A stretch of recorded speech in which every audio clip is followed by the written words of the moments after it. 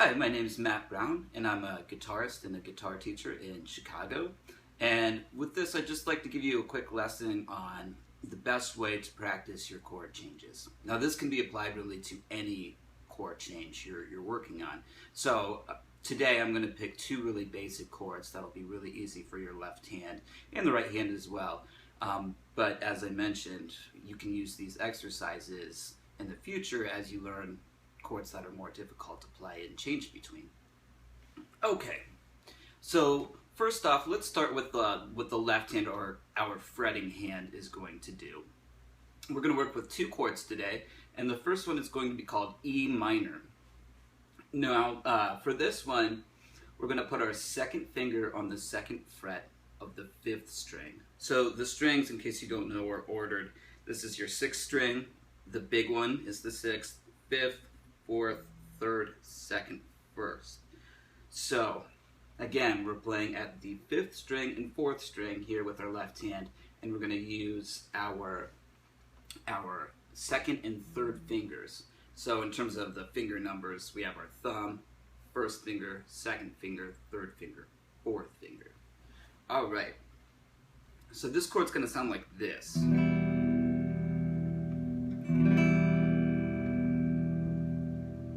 Now, something that's important with this particular chord and with most chords that you're going to play is the third finger is going to have a tendency to accidentally mute this third string. So how do we correct that problem? First off, you want to make sure that your wrist is arched out enough, and you can see what that does is it kind of elevates my fingers and gives more of an arch there, which allows for the clearance of the string. Now, another problem that's real common with students is the length of their nails. So if your nails are a little bit long and are extending beyond the flesh of your finger, that's going to limit your ability to arch your wrist and the fingers ultimately.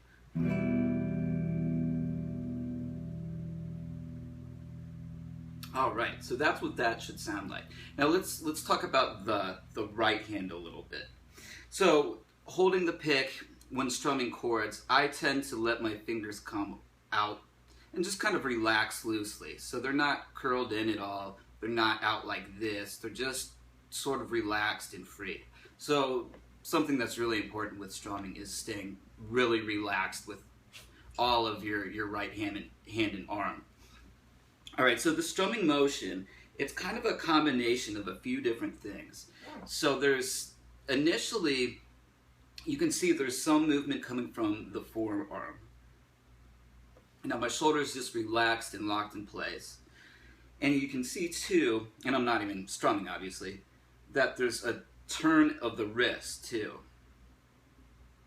So it's a combination of those two things, the turn, or the movement from the forearm, or the bicep right here, and then the wrist muscle is moving a little bit too as you move through the strings. It's that combination. So to practice just the right hand, what you can do is just strum without the left hand, because that will just enable you to completely focus on what your right hand's doing and make things more simple. All right, so do that for a while. And something that you want to look out for is that you're not doing that. That's what's called a rolled chord, and that's kind of a more advanced thing that we'll talk about later. But make sure you're creating the illusion that all six strings are being struck at the same time. So after that a few times, move back to your fretting your E minor chord and try it like that.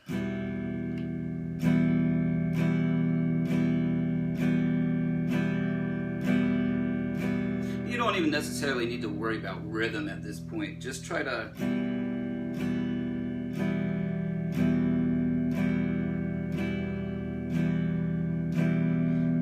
focus on creating a nice clear tone or sound.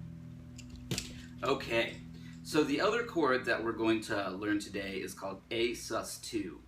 Now, don't worry so much about the fancy title. That's not so important right now. So with this one, the challenge here is that we're not going to strum all 6 strings. We're just going to strum the 5 highest strings. Highest in pitch, meaning. So the 5th, 4th, 3rd, 2nd, and 1st. Okay, so basically our fingers here with the left hand are going to move to the higher strings. So now we're playing on the 4th and the 3rd strings, as opposed to the 5th and 4th strings. And so this chord, like I mentioned, we're going to omit the 6th string, so we're going to place the pick on the 5th string and strum down. Now for your first drum, it makes sense to start with the pick directly on the 5th string. But now you'll notice the pick has to jump back up to that string again to produce the next strum. So when you produce the next strum, don't rest the pick on the string again and then go down. Just kind of make sure the pick is hovering above that string before you make the next strumming motion.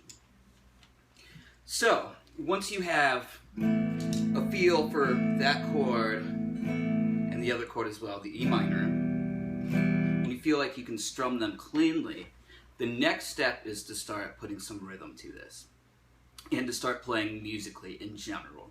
So what I suggest is putting on a metronome at a reasonable tempo and playing along with it. So that's the tempo we'll be working with. That's 90 beats per minute. So it's not too fast, not too slow. And what we're going to do is we're going to strum what's called a whole note, or 4 counts. So we're going to strum our chord and we're going to hold it for 4 counts. And right now we're just going to be strumming just one chord. So we're going to be strumming our E minor chord, the easiest one to play out of the 2. That one. So let's put on the metronome.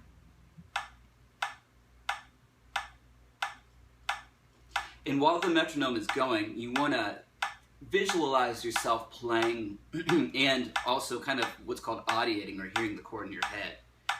1, 2, 3, 4.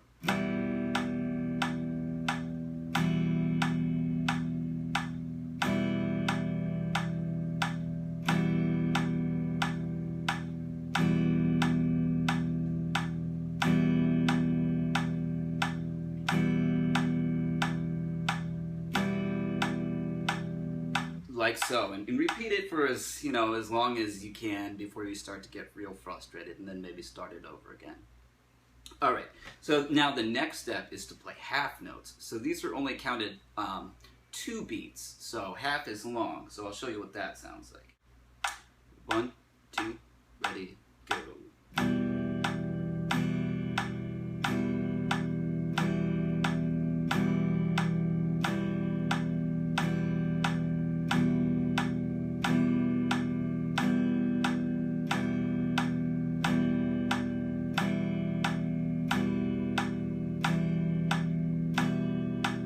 Okay, so something people ask a lot is it okay to look down at my hands while I'm playing? Yeah, absolutely it is. When you get to the point, or if you ever get to the point where you're singing, playing, and you want to make eye contact with the audience, that's another thing. But for now, definitely look at what you're doing. Okay, so we're going to go back to whole notes, but now here comes the challenging part. We're going to switch chords. So we're going to strum for 1, 2, 3, 4. 1, 2, 3, 4. 1, 2, 3, 4. 1, 2, 3, 4. So I need to talk a little bit about what happens with the left hand when you make a chord change. So you can't just obviously hold to the very end of that last beat with the left hand and then immediately hope to jump to the next chord. So basically what I'm getting at is that on the 4th count, our left hand is going to start moving to the next chord. So 1, 2, 3, and then that's where the fingers lift off and they're going to start to transition and move to that next chord. 1, 2, 3, 4, 1, 2, 3, 4. And same thing again, 1, 2, 3, and then at 4 we're going to start to move back to that other chord. Alright, so let's practice that with the metronome. 1, 2, ready, go.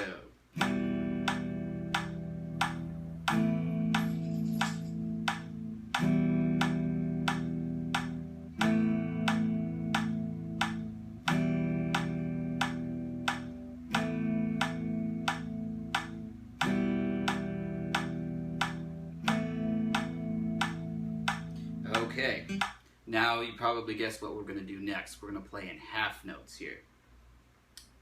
So we're going to change chords every half note. So I'll show you how that goes. 1, 2, ready, go.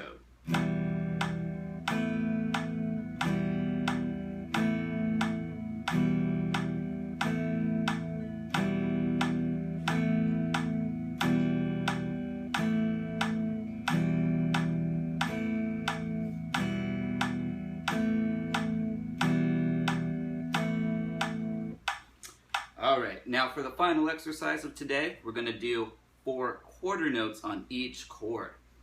So a quarter note is counted as 1 beat or 1 click of the metronome.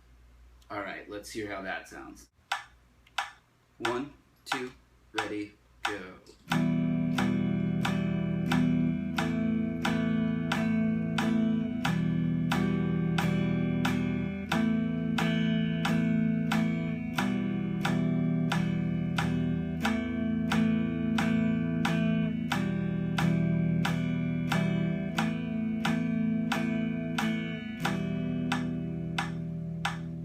Okay, so if you want an extra challenge with this lesson, feel free to, once you feel really comfortable and you're nailing the rhythm dead center with that metronome, you can start to increase the tempo of the metronome a little bit. So as I mentioned towards the beginning of the lesson, this is a good practice thing to do or exercise with any 2 chords that you learn. And this is something that I do to this day. You know, if I have 2 chords that are, you know, just a monster on the left hand, I'll put the metronome on and do these real kind of slow and mechanical, boring exercises until those chord changes are, you know, completely automatic. Okay, so I'm Matt Brown. If you have any questions, feel free to get a hold of me. All right, enjoy the lesson. Thanks.